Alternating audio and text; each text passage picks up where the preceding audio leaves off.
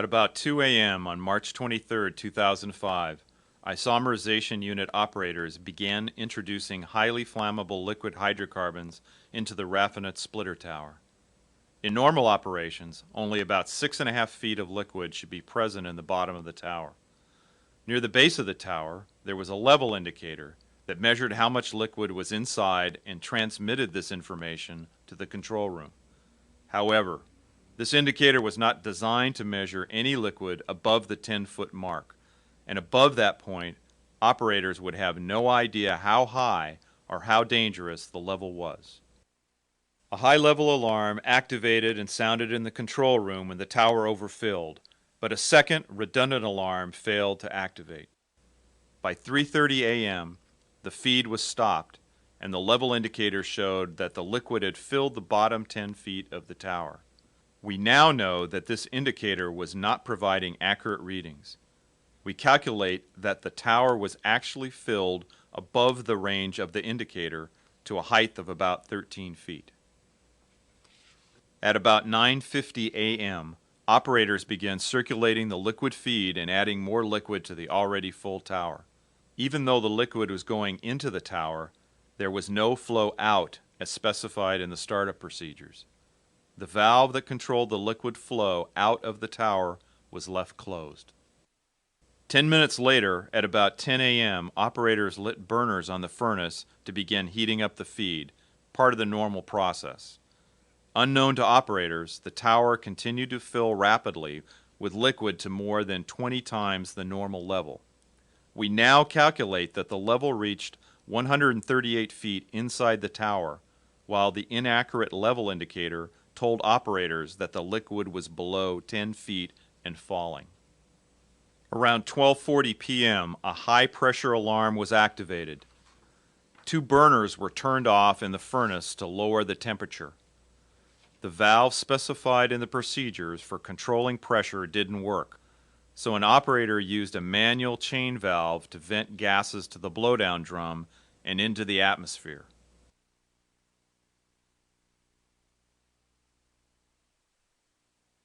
At about 1 p.m., operators opened the valve to send liquid from the bottom of the tower to storage tanks.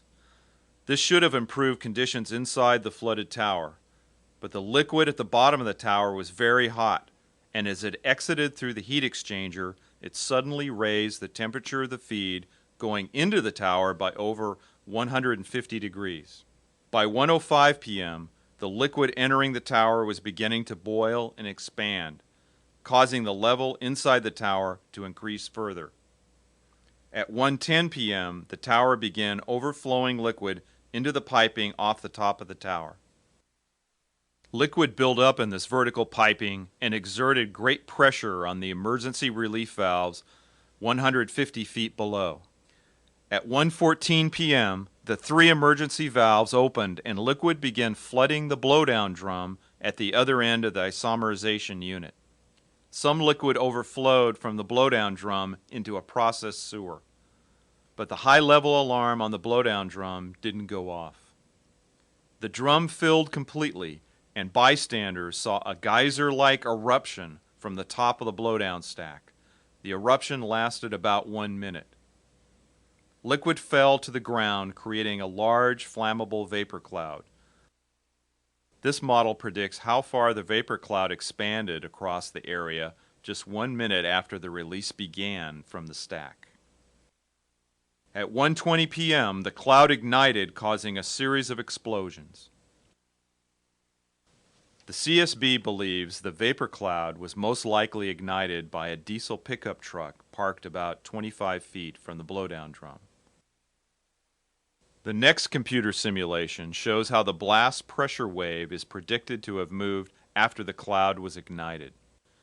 The blast pressure wave is accelerating as it moves through the ISOM unit, causing heavy destruction and igniting more fires.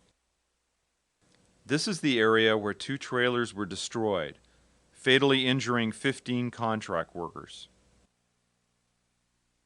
This videotape, shot by Houston station KHOU, shows the ISOM unit as fires continue to burn after the explosion. You can see the blowdown stack still emitting flames as hydrocarbons are released. Several vehicles were set on fire and burned in the aftermath. Over 50 large chemical storage tanks were damaged. Firefighters struggled to rescue the injured and locate the missing. The Chemical Safety Board's investigation to determine the root causes of the tragedy began the following day.